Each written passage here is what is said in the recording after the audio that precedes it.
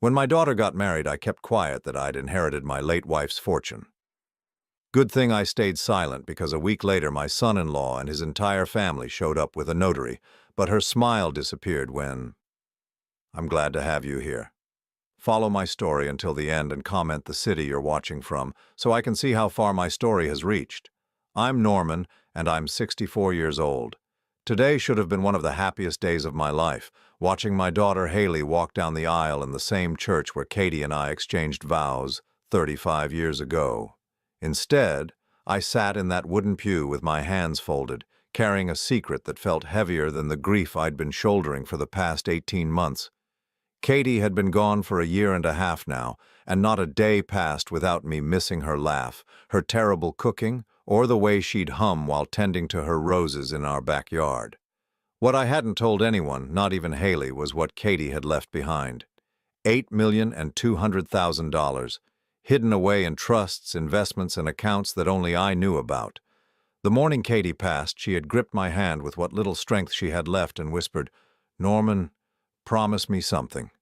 Don't tell anyone about the money until you're absolutely certain they love you for who you are, not what you have." I promised her, and I'd kept that promise even as I struggled with loneliness and the weight of managing everything alone. Now, sitting in St. Mary's Catholic Church, watching my only child marry someone I barely knew, I was grateful for Katie's wisdom. Because something about Blake Morrison, my new son-in-law, had been bothering me since the day Haley brought him home 2 years ago. The ceremony was beautiful. Haley looked radiant in her grandmother's vintage lace dress, the same one Katie had worn when we married. But while other fathers might have been focused on their daughter's happiness, I found myself watching Blake's family. His parents, Robert and Linda Morrison, sat in the front row dressed in clothes that screamed money. His sister Charlotte kept checking her phone during the vows, and his brother Marcus was more interested in the stained glass windows than the actual ceremony. What struck me most was how they talked about money. During the rehearsal dinner the night before, I'd overheard Robert asking Haley pointed questions about family assets and whether I'd set anything aside for her future. When Haley mentioned that I lived comfortably on my pension, Linda had pursed her lips like she'd tasted something sour. $3,500 a month isn't exactly comfortable, she'd muttered to Robert, loud enough for me to hear. The thing is, they were right about my pension, but they had no idea about the rest. After the ceremony, as we gathered for photos in the church garden, Blake's father approached me with a firm handshake and a smile that didn't reach his eyes. "Norman, wonderful ceremony. Katie would have been proud." He paused, glancing around the modest garden. "I hope you know that Blake comes from a family that believes in taking care of each other. Financial transparency, shared responsibilities, that sort of thing." I nodded politely, but something cold settled in my stomach. "That's nice, Robert. We've always taught our children that marriage isn't just about love," he continued, his voice taking on a businesslike tone. "It's about building something together, combining resources, making smart decisions about the future." I looked across the garden where Haley was laughing with her bridesmaids, completely unaware of the conversation happening 20 feet away.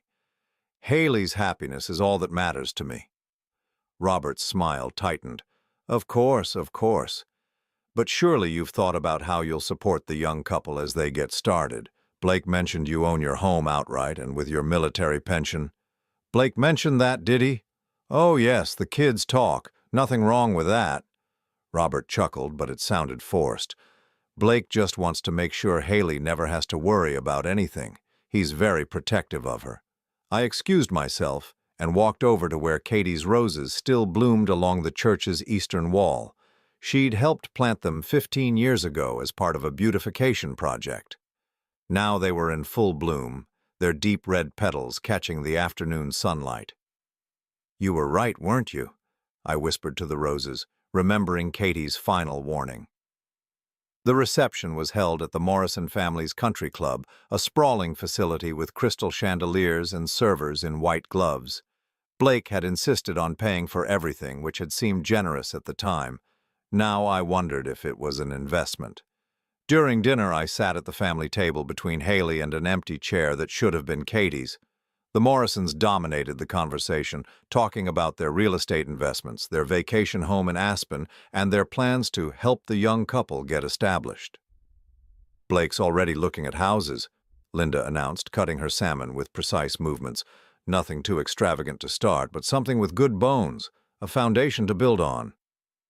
Charlotte, Blake's sister, leaned forward with interest. "Are you thinking about the Henderson place? That's been on the market for months." "Too expensive for newlyweds," Marcus chimed in, "unless there's family help involved." All eyes turned to me. I took a sip of water and smiled. "I'm sure they'll figure something out." The silence that followed was uncomfortable. Robert cleared his throat. "Norman, we hope you don't mind us being forward, but we're family now. Blake mentioned you might need help managing your finances. It's a lot for one person, especially at your age." I felt my jaw clench. "I manage just fine." "Of course you do," Linda said quickly. "We just know how overwhelming it can be. Robert handles all our investments, and we'd be happy to help you maximize what you have." "That's very kind, but unnecessary." Blake finally spoke up, his voice carefully casual.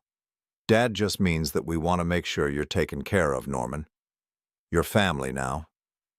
I looked at my new son-in-law, really looked at him, and saw something that chilled me. His expression was concerned, caring even, but his eyes were calculating. He was measuring me, evaluating what I might be worth. Later that evening, as the reception wound down and guests began to leave, I found myself alone on the country club's terrace. The night air was warm, filled with the sound of crickets and distant laughter from inside.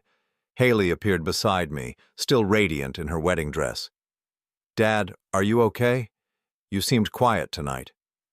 I put my arm around her shoulders, breathing in the familiar scent of her perfume.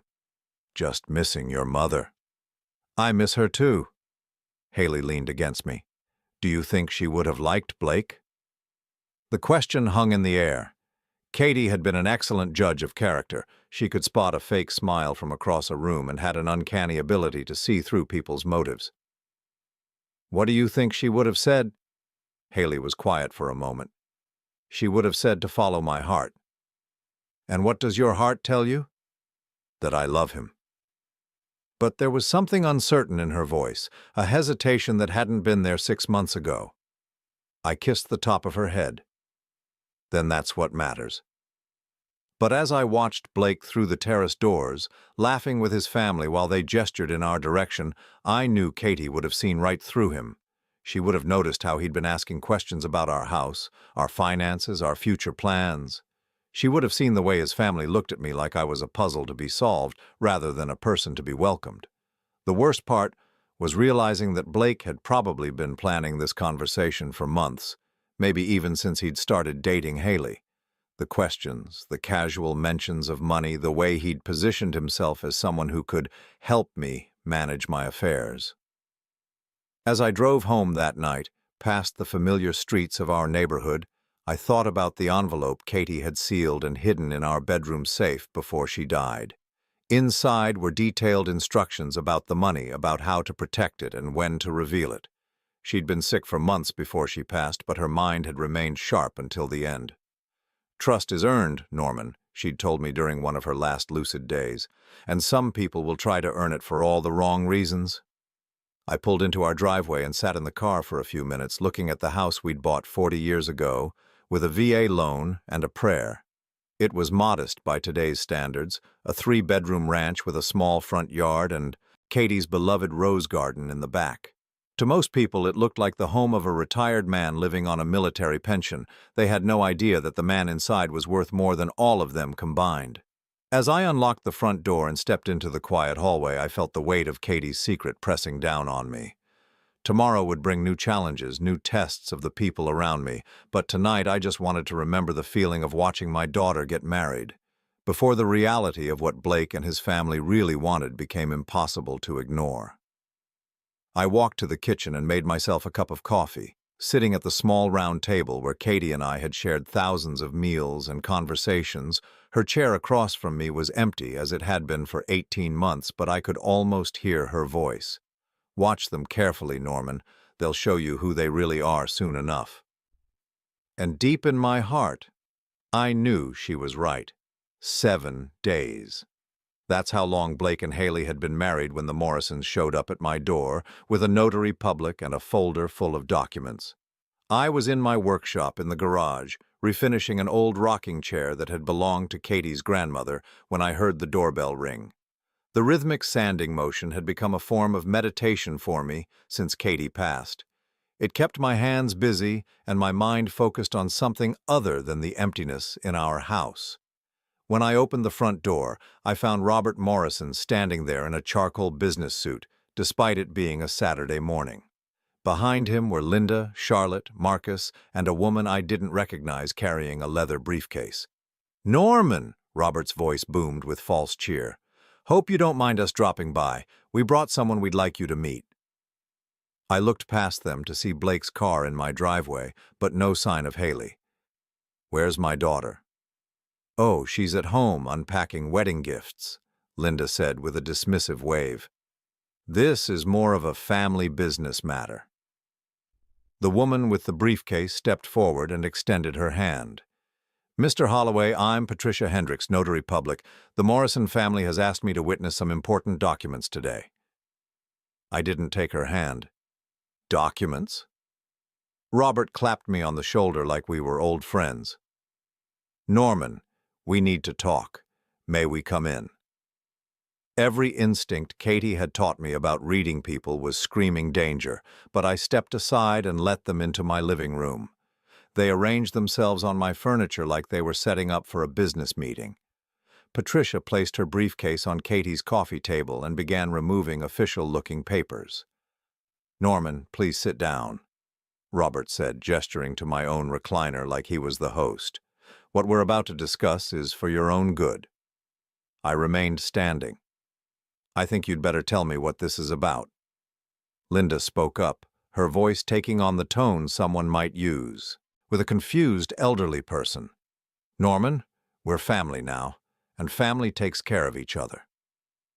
"Blake told us you've been struggling since Katie passed," Charlotte added, "managing finances, keeping track of bills, that sort of thing." That was news to me. I'd never mentioned any financial struggles to Blake because I wasn't having any. "I'm managing fine." Marcus pulled out a manila folder. "We've done some research, Norman. We know about your pension, your mortgage situation, the current value of your home." The blood in my veins turned to ice. "You've been researching me?" "Not researching," Robert said quickly. "Just trying to understand how we can help. Blake is very worried about you living alone in this big house, trying to manage everything by yourself." Patricia cleared her throat and held up a document. "Mr. Holloway, this is a simple financial power of attorney arrangement. It would allow the Morrison family to help you manage your assets more efficiently." I stared at the paper in her hands. "You want me to sign over control of my finances?" "Not control," Linda protested. "Assistance. We just want to make sure you're not being taken advantage of, that your money is working as hard as it should be." "And what money would that be?" The question hung in the air. Robert and Linda exchanged glances. Finally, Robert leaned forward. "Norman, we know Katie left you something. Blake mentioned that you've been secretive about your financial situation since she passed."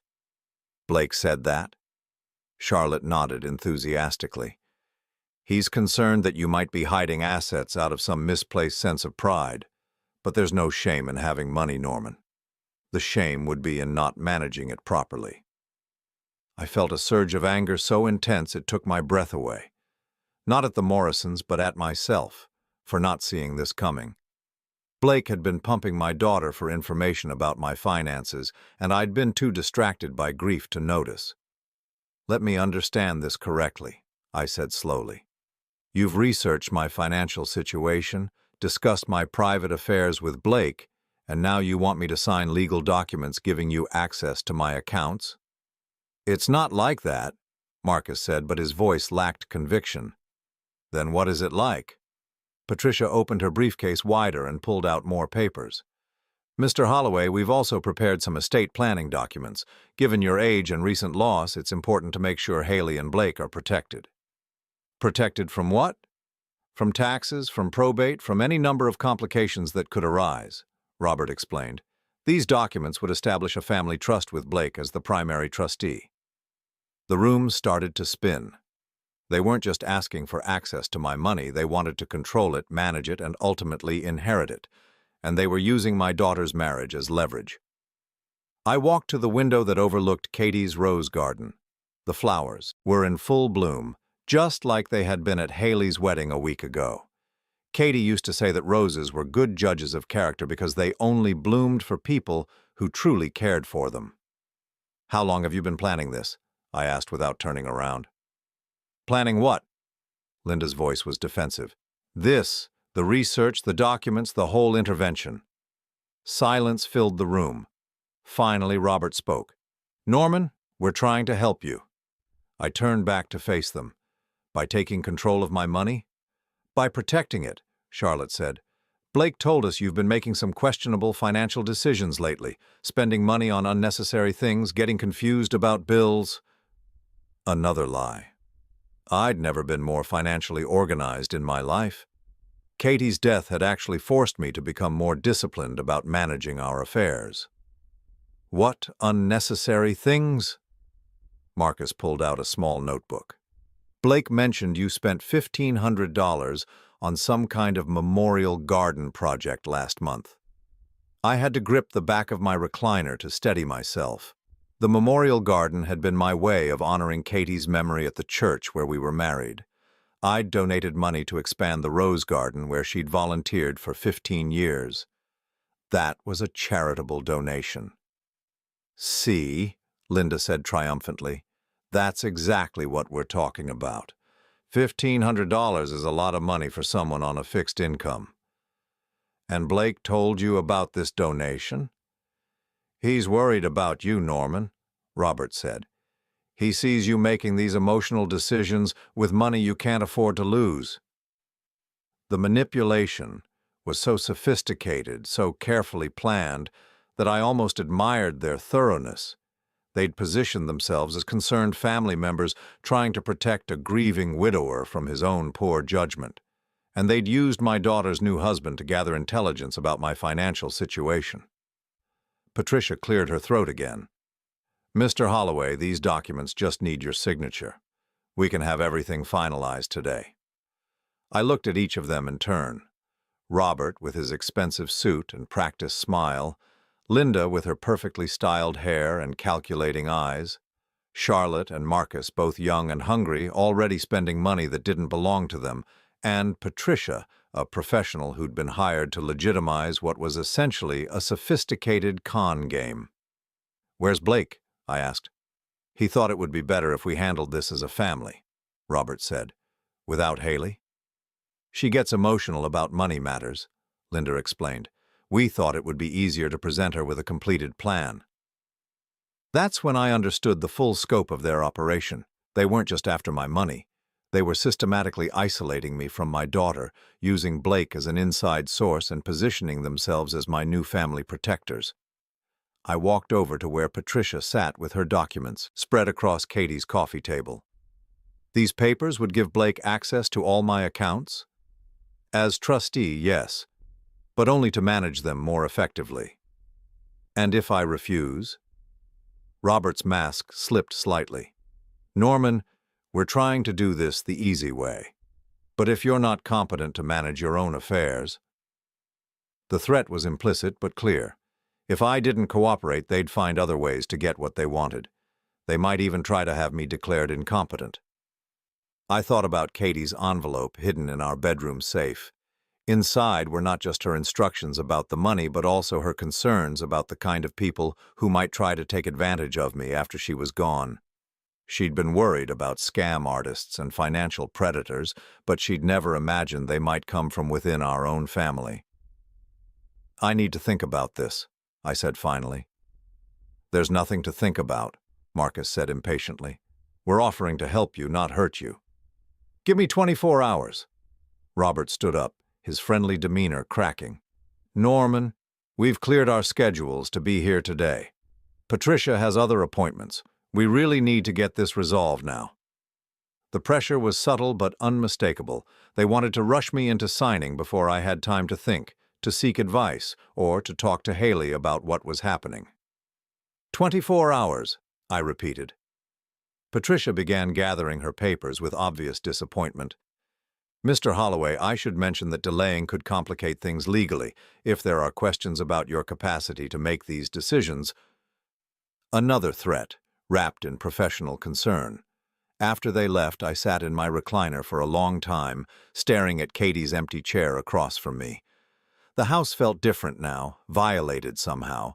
They'd brought their greed and manipulation into the space where Katie and I had built our life together. I pulled out my phone and scrolled to Haley's number, then stopped. What could I tell her? That her new husband had been spying on me for his family? That the people she now considered family were planning to steal from her father? Instead, I walked to our bedroom and opened the safe where Katie's envelope waited. Her handwriting on the outside was still clear. For Norman, when you need to know who to trust. Inside, along with her instructions about the $8,200,000, was a letter addressed to me. My dearest Norman, it began. If you're reading this, it means someone has tried to take advantage of your good nature. Remember what I always told you, people will show you who they really are if you give them enough time. The money I'm leaving you isn't just an inheritance, it's a test. Use it to find out who loves you for yourself and who loves you for what you can give them. I folded the letter and put it back in the envelope. Katie had known this day would come. She'd prepared me for it, even from beyond the grave. Tomorrow the Morrisons would return expecting my signature on their documents. But they had no idea what they were really asking for, or how much money they thought they could control. $8,200,000 was more than they'd ever dreamed of stealing from a lonely widower, and they were about to discover that some tests have very expensive consequences for those who fail them. The next morning, I called my lawyer. James Patterson had been handling my legal affairs for over 20 years, ever since Katie and I updated our wills when Haley graduated high school. He was one of the few people who knew about Katie's inheritance, having helped her set up the trusts and investment accounts during her final months. Norman. His voice was warm but concerned when I explained why I was calling. You need to come in immediately. Don't sign anything, don't agree to anything, and whatever you do, don't let them pressure you into making any decisions. I drove to his office that afternoon, my hands shaking slightly as I gripped the steering wheel. The Morrison family's visit had shaken me more than I wanted to admit. Not because of their threats, but because of what it meant about Blake, and by extension, what it might mean about Haley's marriage. James's office was in a converted Victorian house downtown, filled with law books and the comfortable clutter of a man who'd spent decades helping people navigate life's complications. He listened without interruption as I told him everything that had happened, from the wedding reception conversations to yesterday's ambush. Norman, this is textbook elder financial abuse, he said when I finished. The fact that they brought a notary suggests they've done this before. What do you mean? James pulled out a legal pad and began making notes. The pressure, tactics, the isolation from family members, the manufactured urgency, even the research into your financial background. These people are professionals. I felt my stomach drop. You think they planned this from the beginning? I think we need to find out. He reached for his phone. I'm calling a friend of mine who specializes in fraud investigation. If the Morrison family has done this before, there will be a paper trail. While James made his calls, I sat in his office looking out at the street where Katie and I used to walk on Saturday mornings. We'd stop at the farmer's market, buy flowers for her garden, and talk about our plans for the week. Simple pleasures that seemed impossibly distant now. Norman.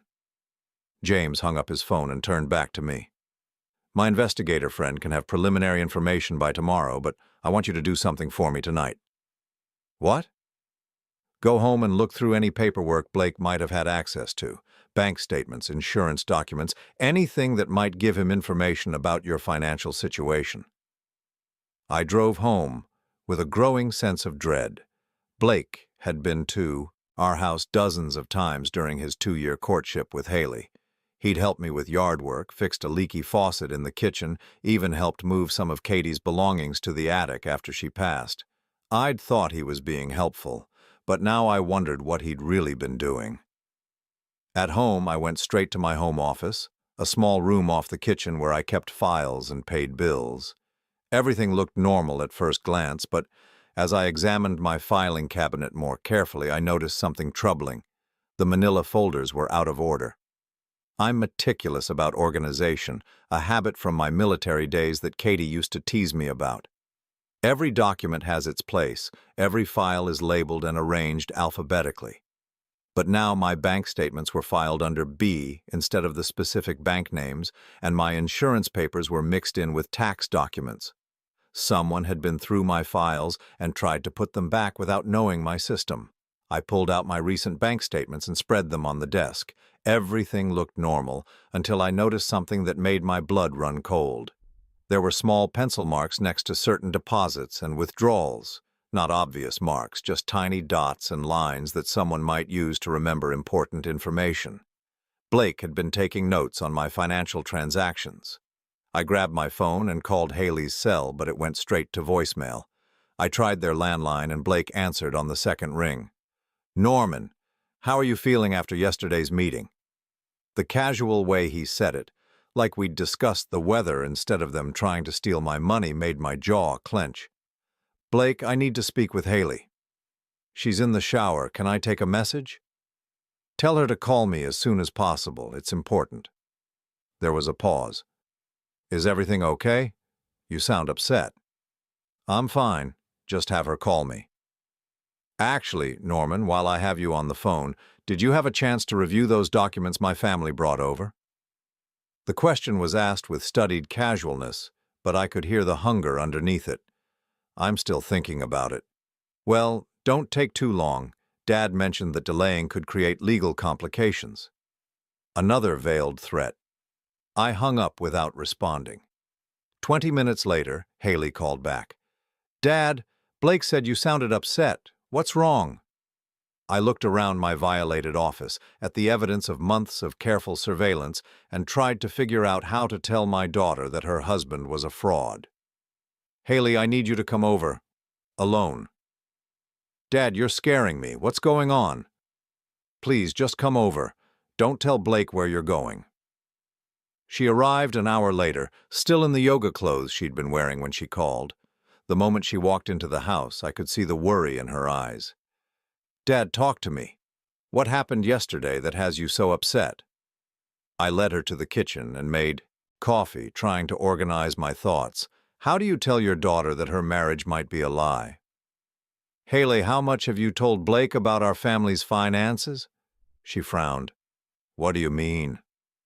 "I mean, have you discussed my pension, the house, anything about money?" "Not really." She stirred sugar into her coffee, thinking. "I mean, he knows you own the house and that you get a pension. Why? Has he ever asked specific questions? About bank accounts, investments, inheritance from your mother?" Haley's frown deepened. "Dad, you're starting to worry me. Why are you asking these questions?" I took a deep breath. "Because yesterday, Blake's family came here with a notary and tried to get me to sign documents giving them control of my finances." Her coffee mug hit the table with a sharp clink. "What?" I told her everything. The research they'd done on my background, the documents they wanted me to sign, the threats about having me declared incompetent if I didn't cooperate. With each detail, I watched my daughter's face grow paler. "That's impossible," she said finally. "Blake would never... his family wouldn't..." I showed her the disturbed files in my office, the pencil marks on my bank statements. "Someone has been going through my papers, Haley. Someone who had access to this house." She stared at the evidence, her hands trembling. "There has to be an explanation." "I hope there is, but I need you to think carefully. Has Blake ever been alone in this house? Has he ever asked you questions about money that seemed odd at the time?" Haley was quiet for a long moment, her coffee growing cold as she struggled with memories. Finally, she spoke in a voice barely above a whisper.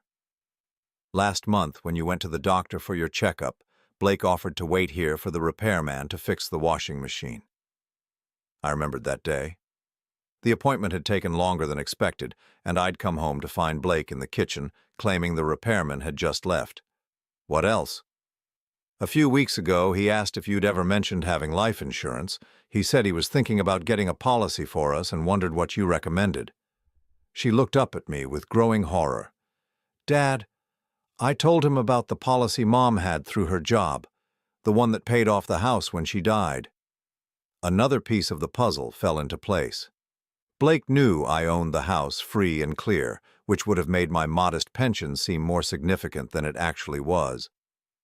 "Haley, I need to ask you something, and I want you to think carefully before you answer." She nodded, tears starting to form in her eyes.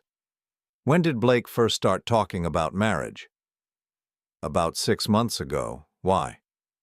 "Think about the timing. What was happening in our family 6 months ago?" I watched her face as she worked backwards through the timeline. 6 months ago was when Katie's estate had finally been settled, when the last of her affairs had been handled through probate court. It was also when the local newspaper had published death notices that included basic information about survivors and estates. "Oh, God," Haley whispered, "the newspaper article about Mom's estate." The article had been standard legal notice, required by law when an estate goes through probate.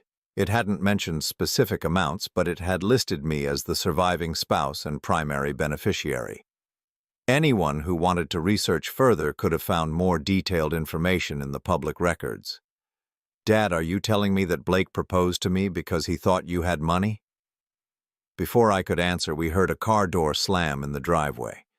Through the kitchen window, I could see Blake's silver sedan parked behind Haley's car. "Did you tell him you were coming here?" I asked. Haley shook her head, her face pale. "I told him I was going to the grocery store."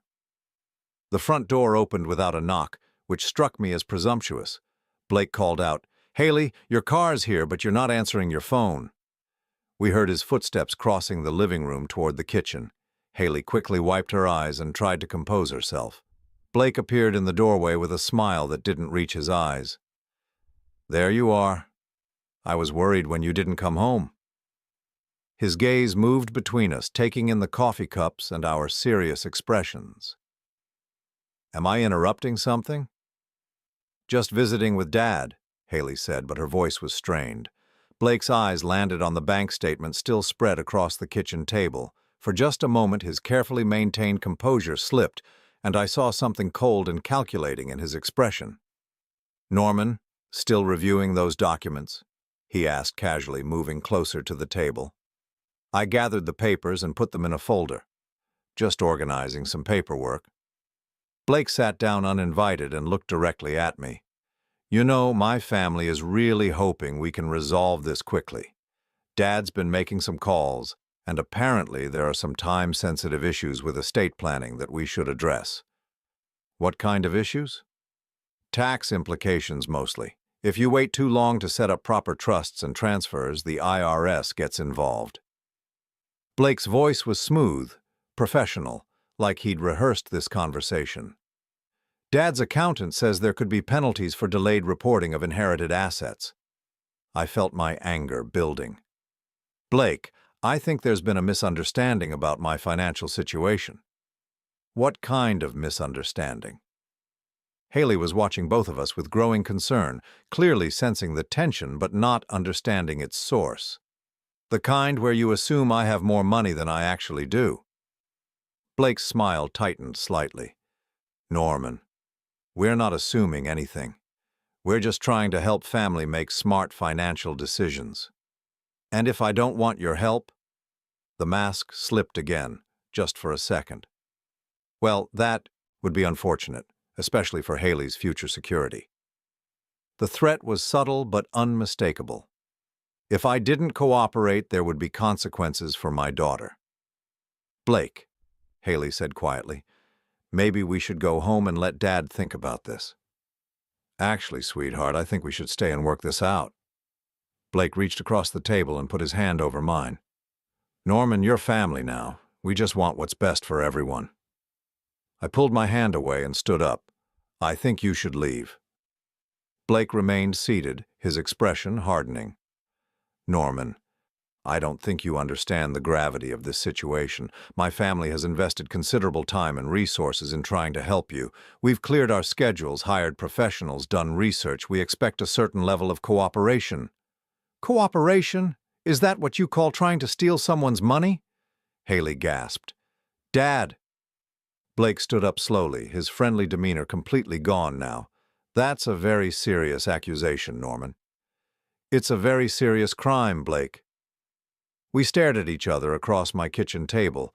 The pretense finally dropped. I could see him calculating, trying to decide whether to continue the charade or reveal his true nature. Haley, he said without taking his eyes off me, your father is obviously not thinking clearly. Maybe we should discuss having him evaluated by a medical professional. The clinical way he said it, like he was discussing a broken appliance, told me everything I needed to know. This wasn't about helping family or managing assets.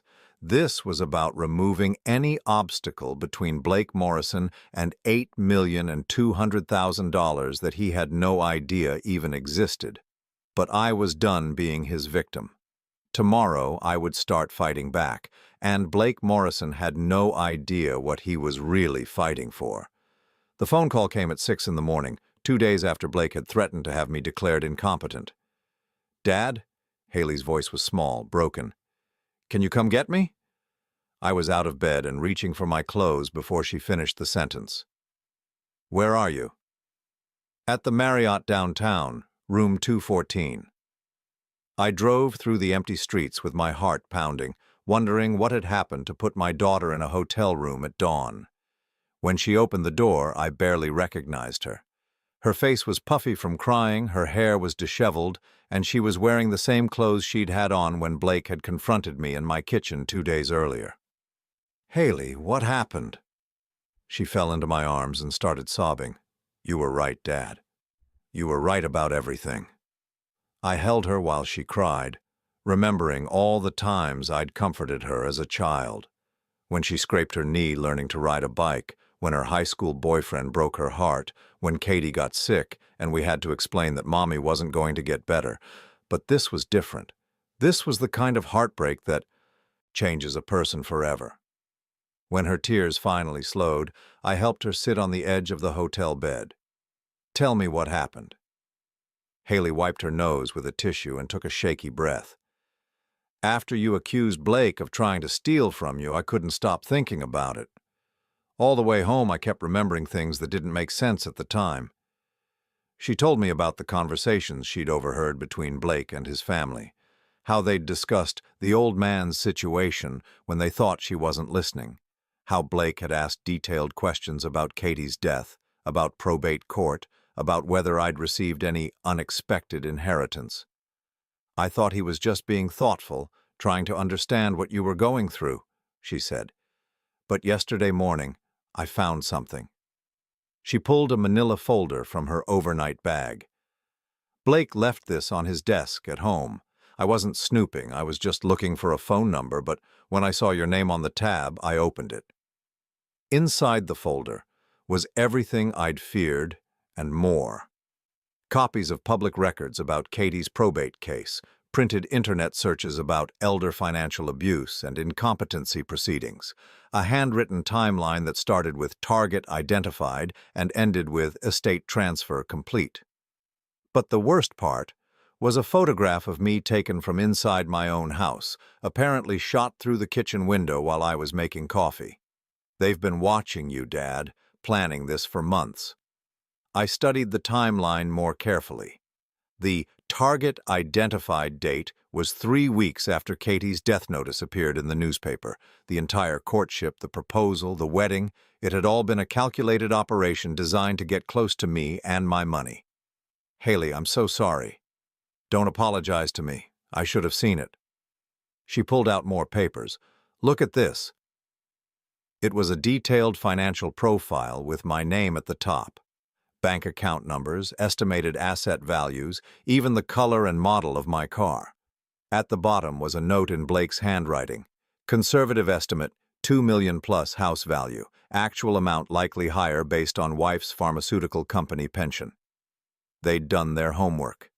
Katie had worked for 30 years at a major pharmaceutical company before retiring, and her pension benefits had been substantial. What they hadn't discovered was that she'd also inherited money from her own mother, which had grown into a fortune through careful investing over the decades. "There's more," Haley said quietly. She handed me a printed email exchange between Blake and someone named David Morrison. The first email was from Blake. "Operation proceeding as planned. Target is isolated and vulnerable. Daughter completely trusting. Estimate 6 to 8 weeks until full financial access." David's response made my stomach turn. "Excellent work. This is exactly the kind of situation we've been looking for. Make sure you document any signs of mental incompetence. We'll need that for the legal proceedings." I looked up at my daughter. "Who is David Morrison?" "Blake's uncle. He's a lawyer who specializes in elder law." Haley's voice was flat, emotionless. "Apparently, this is something they do. They identify wealthy widows and widowers, then use family connections to gain access to their money." The scope of the conspiracy was staggering. This wasn't just Blake being greedy. This was an organized family business built around financial elder abuse. How many people are involved? Haley showed me another document. All of them. Blake's parents provided the initial research and capital. Charlotte handles the social media stalking to identify targets. Marcus manages the legal paperwork, and Blake is the one who gets close to the family members. I felt sick. How many times have they done this before? According to what I found, at least 6 times in the past 5 years, always the same pattern. Identify a lonely older person with money, infiltrate their family, gain their trust, then take control of their assets. She handed me a newspaper clipping from 2 years earlier. "Portland widow loses life savings to romance scam," read the headline. Below it was a photo of an elderly woman whose story sounded achingly familiar. She'd met a charming younger man after her husband's death. He'd married into the family, gained access to her finances, then disappeared with everything she owned. "Blake was married before," Haley whispered. "This woman was his first wife's grandmother." The cruelty of it was breathtaking. They'd targeted vulnerable people who were already grieving, who desperately wanted to believe that someone cared about them. They'd used love itself as a weapon. "Haley, when did you find all this?" "Yesterday afternoon, I confronted Blake when he came home from work." She started crying again. "Dad, he didn't even deny it. He just got angry that I'd found his files." I put my arm around her shoulders. "What did he say?" "He said I was being naive, that you were sitting on money you couldn't possibly need, and it was ridiculous for one old man to have so much when young people like us were struggling to get started in life." She looked at me with red-rimmed eyes. "He actually tried to make it sound noble, like he was Robin Hood stealing from the rich." "What else?" "He said the marriage didn't have to end, that if I stayed quiet and went along with the plan, we could all benefit.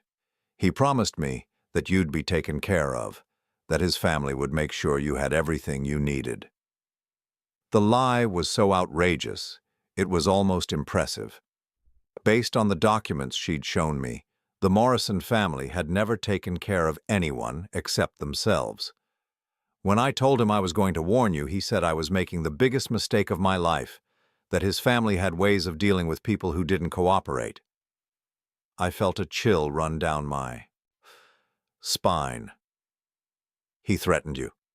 "Not directly, but he said I didn't understand how powerful his family was, how many connections they had.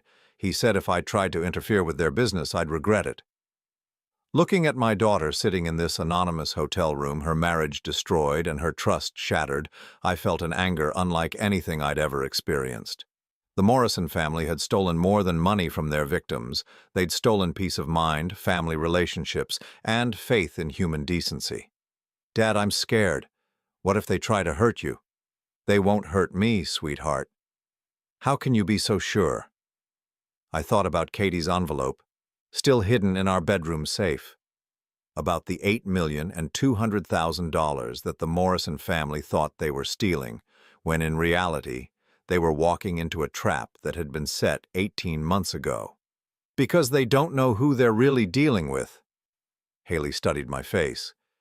Dad, is there something you're not telling me? Before I could answer, her phone rang. Blake's name appeared on the screen. Don't answer it, I said. The phone stopped ringing, then immediately started again.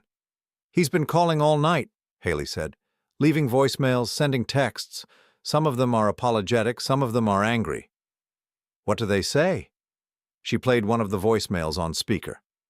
Blake's voice filled the hotel room, smooth and persuasive. Haley, baby, you're overreacting. We can work this out. My family cares about you, about Norman. We just want what's best for everyone. Come home and we'll talk through this like adults. The next message was different. Haley, you're making a serious mistake. My family has invested a lot of time and money in this relationship. If you think you can just walk away without consequences, you're wrong. Come home now or things are going to get complicated. I felt my protective instincts surge. Haley, you're not going back there. I know. I can't. I don't even recognize the person I married. She looked around the sterile hotel room. But I can't stay here forever either. What am I supposed to do? You're coming home with me, today. What about Blake? What about the rest of his family? They're not just going to give up. I thought about James Patterson, my lawyer, and the fraud investigator he'd contacted. By now they probably had enough evidence to involve law enforcement.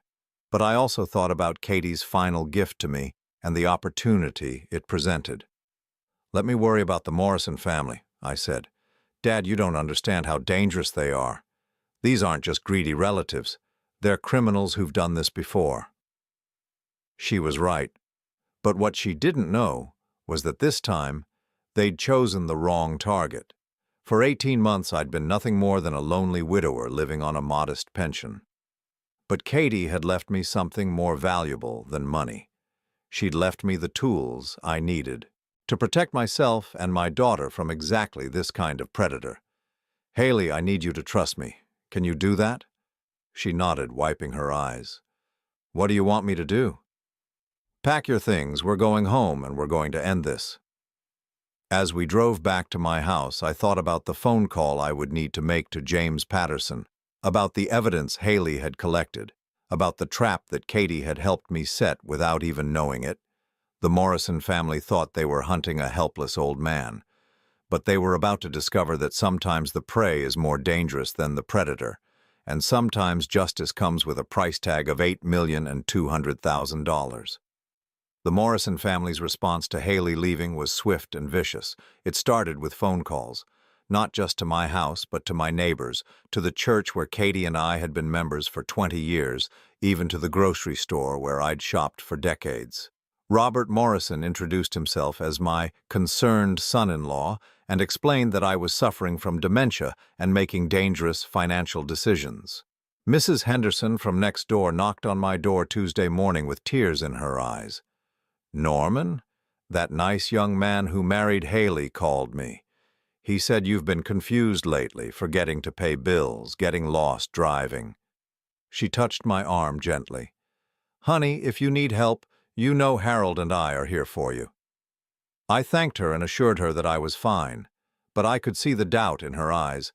The Morrison family was laying groundwork for their incompetency claim by creating a narrative of mental decline among people who knew me.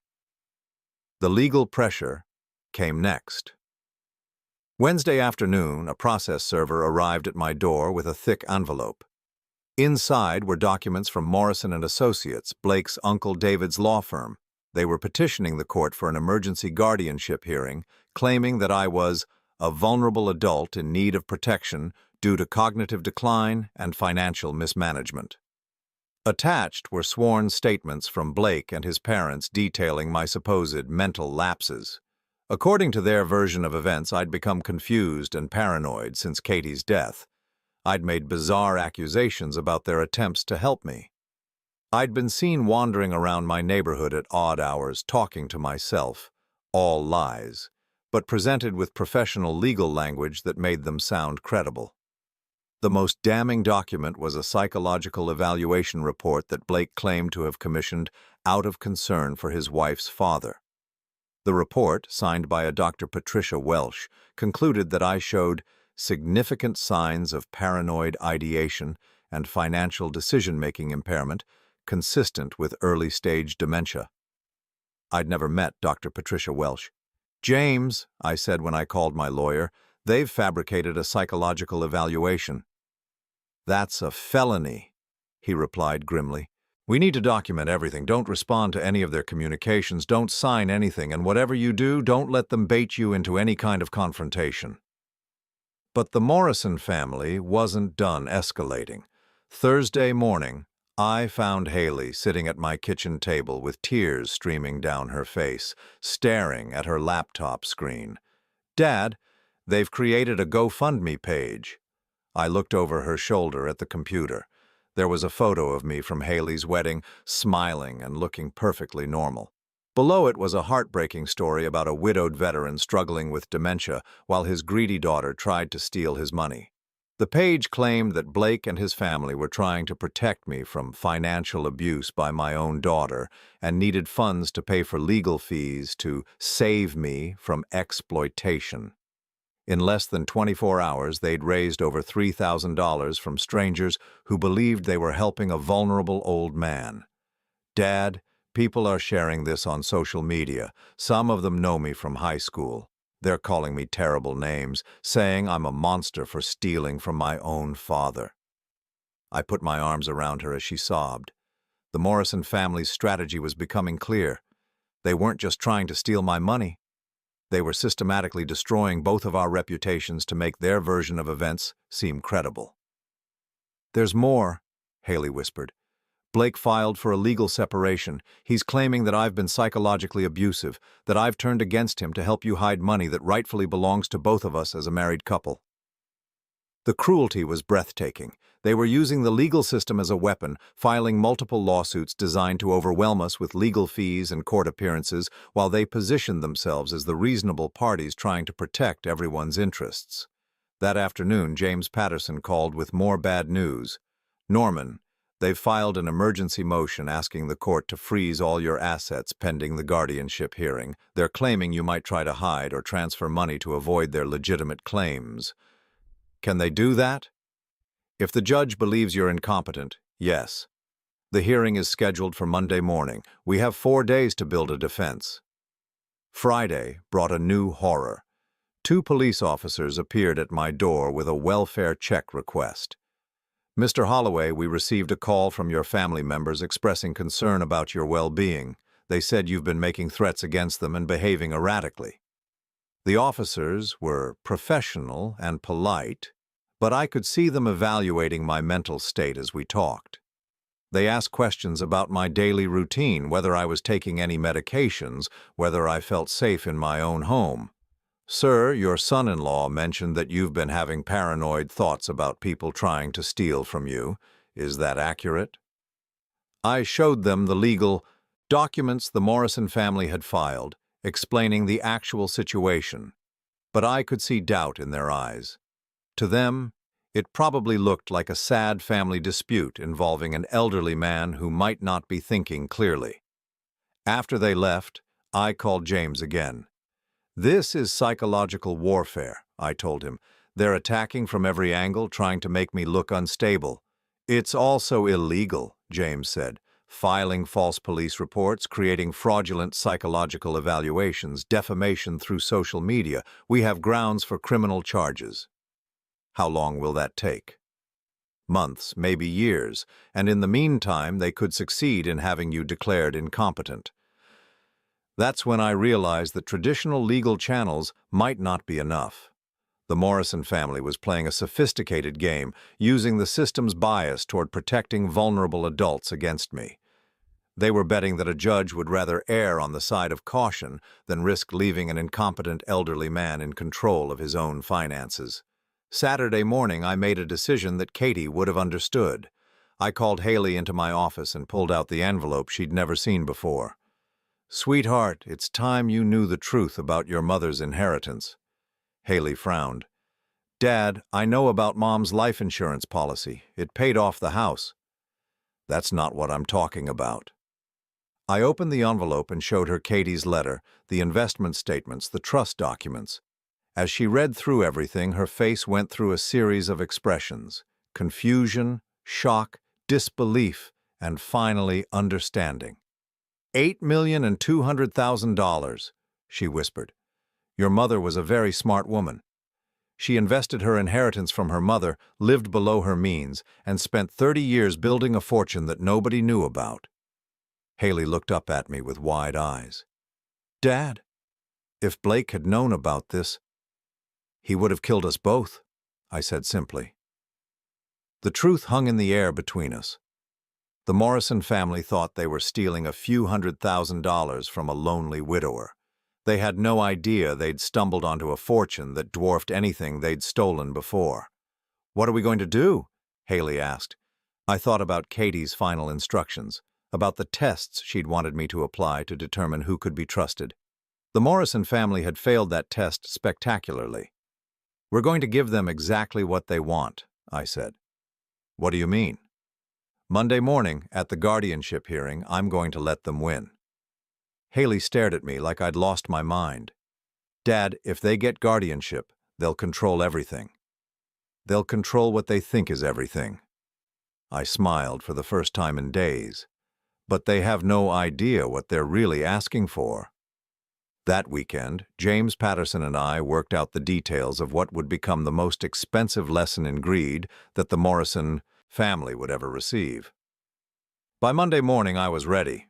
The Morrison family thought they were about to steal a modest inheritance from a helpless old man. Instead, they were about to discover that sometimes the greatest victories come with the highest prices, and $8,200,000 was about to teach them that some families aren't worth joining. Sunday night, as I sat in Katie's garden listening to the evening sounds of our neighborhood, I whispered to the roses that still bloomed in her memory, "Tomorrow, sweetheart, tomorrow they find out who they really tried to steal from."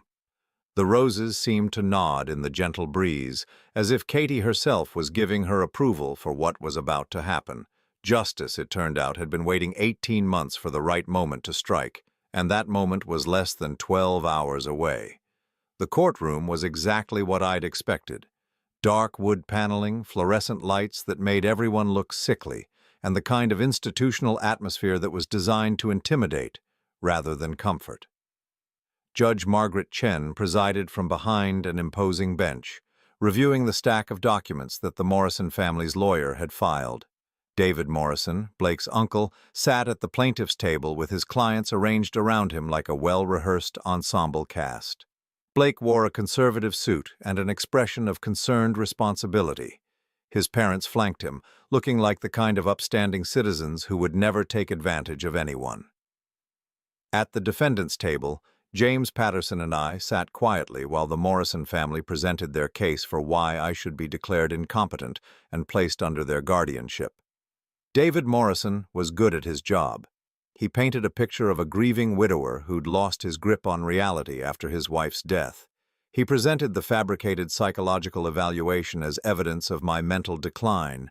He had Blake testify about my paranoid accusations and financial confusion. Your Honor, David Morrison said in closing, this is a heartbreaking situation, but it's exactly why guardianship laws exist. Mr. Holloway is a vulnerable adult who needs protection from his own deteriorating judgment. My clients are asking for nothing more than the authority to ensure his financial security and well-being. Judge Chen looked down at me from her bench. Mr. Holloway, do you understand what's being requested here? I stood up slowly, playing the part of a confused, elderly man. I think so, Your Honor. They want to help me manage my money because they think I can't do it myself. And how do you feel about that?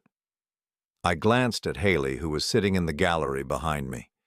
She gave me an encouraging nod, though I could see the worry in her eyes. Well, Your Honor, I suppose if that's what the family thinks is best. I let my voice trail off uncertainly. David Morrison smiled like a predator who'd just cornered his prey. Your Honor, James Patterson stood up. Before any decisions are made, I think the court should have complete information about Mr. Holloway's financial situation. Judge Chen frowned. What do you mean? I mean that the petitioners may not fully understand what they're asking to control. David Morrison objected. Your Honor, we've done extensive research into Mr. Holloway's finances. He has a modest pension, owns his home, and has minimal savings. This is exactly the kind of limited estate that requires professional management. James smiled. With the court's permission, I'd like to present evidence of Mr. Holloway's actual financial position. Judge Chen looked intrigued. Proceed. James walked to the evidence table and picked up a folder that contained copies of all of Katie's financial documents. Your Honor, the petitioners are requesting guardianship over an estate they believe to be worth approximately $200,000. They are incorrect. He handed copies to the judge and to David Morrison. I watched as both of them scanned the first page, then stopped and read more carefully. Judge Chen's eyebrows rose. Mr. Patterson, are these documents authentic? Yes, Your Honor. These are certified copies of investment statements, trust documents, and bank records. Mr. Holloway's late wife, Catherine Holloway, was the beneficiary of a family trust that she managed very carefully for over 30 years. David Morrison was flipping through pages, his face growing paler with each document. I could see him calculating figures, realizing the scope of what his family thought they were about to control.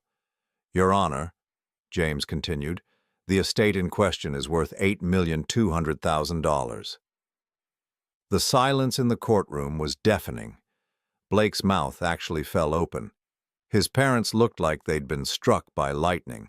Even Judge Chen seemed taken aback by the number. Mr. Patterson, the judge said carefully, are you saying that the petitioners are asking for guardianship over an $8 million estate? That's correct, Your Honor. David Morrison stood up shakily. Your Honor, this information changes nothing.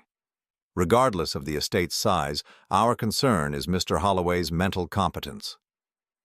Actually, James said, it changes everything. He walked to the evidence table again and picked up another folder. This one contained all the evidence Haley had collected from Blake's home office. Your Honor, I'd like to present evidence that this guardianship petition is part of a systematic fraud scheme targeting vulnerable elderly adults. The next hour was devastating for the Morrison family. James methodically presented Blake's research files, the timeline of their operation, the email exchanges about previous victims, even the photograph of me taken through my kitchen window. Blake tried to maintain his composure, but I could see sweat beading on his forehead as James revealed the full scope of their criminal enterprise. Your Honor, James said, holding up the newspaper clipping about the Portland widow, this is a pattern of behavior. The Morrison family identifies wealthy elderly targets, infiltrates their families through romantic relationships, then uses guardianship proceedings to gain legal control of their assets. Judge Chen was no longer looking sympathetic toward the Morrison family. Mr. Morrison, are you saying that your client married Mr. Holloway's daughter as part of a scheme to steal his money? David Morrison was frantically conferring with his clients in whispers. Finally, he stood up. Your Honor, these allegations are completely unfounded. My client married for love, not money. Then why? James asked. Did he research Mr. Holloway's finances before proposing to his daughter? He presented the timeline from Blake's files. Target identified 3 weeks after Katie's death notice. Financial research completed 2 months later. Marriage proposal 6 months after that. Your Honor, this wasn't a romance. It was a business plan. Blake finally snapped. He jumped to his feet, his careful composure completely gone. You don't understand. He doesn't need that money. He's an old man living alone in a house that's too big for him. Why should he sit on $8 million when people like me are working our asses off just to get by? The outburst was everything James had hoped for. Blake had just confessed to the judge that he knew about the money and felt entitled to it. Mr. Morrison, Judge Chen said coldly, please control your client. But Blake wasn't done. The stress of the hearing, combined with the shock of learning how much money was actually at stake, had broken his ability to maintain the facade. This whole thing is ridiculous. We've spent months planning this, invested our own money in research and legal fees, and now you're acting like we're criminals because we want to help family manage their finances." David Morrison was trying to get Blake to sit down and shut up, but it was too late. "Your Honor," James said quietly, "I think Mr. Morrison just explained his motivation quite clearly." Judge Chen looked at the Morrison family with undisguised disgust. "Mr. Morrison, I'm denying your petition for guardianship. Furthermore, I'm referring this matter to the District Attorney's Office for criminal investigation." She turned to me. "Mr. Holloway, I apologize that you and your daughter have been subjected to this attempted fraud. You are clearly competent to manage your own affairs." As the judge left the courtroom, the Morrison family sat in stunned silence. Their elaborate scheme had not only failed, but had exposed them to serious criminal charges. Blake turned to look at me, his face twisted with rage and desperation. "This isn't over, old man." "Yes," I said quietly, "it is." Outside the courthouse, Haley threw her arms around me. "Dad, I can't believe you let them think they were going to win. Your mother always said that sometimes the best way to catch a predator is to let them think they've cornered their prey." James Patterson joined us on the courthouse steps. "Norman, the district attorney's office will want to interview you and Haley about the Morrison family's activities. They're looking at charges including elder abuse, conspiracy, fraud, and filing false police reports." I nodded, but my mind was already moving beyond the legal proceedings. The Morrison family would face justice, but that wasn't what mattered most to me. "James, I want to set up a trust for Haley, something they can never touch no matter what happens." That afternoon, we went back to my house and sat in Katie's garden while I told Haley everything about her mother's financial wisdom and the tests she'd wanted me to apply to the people in our lives.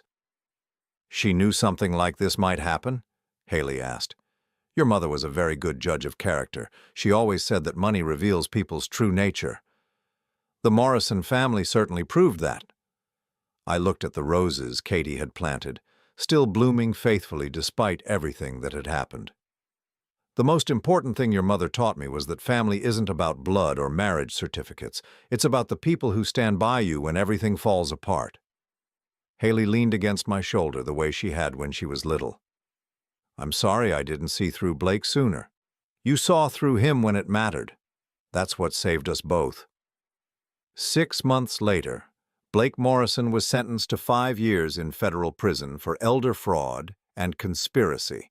His parents received 3 years each.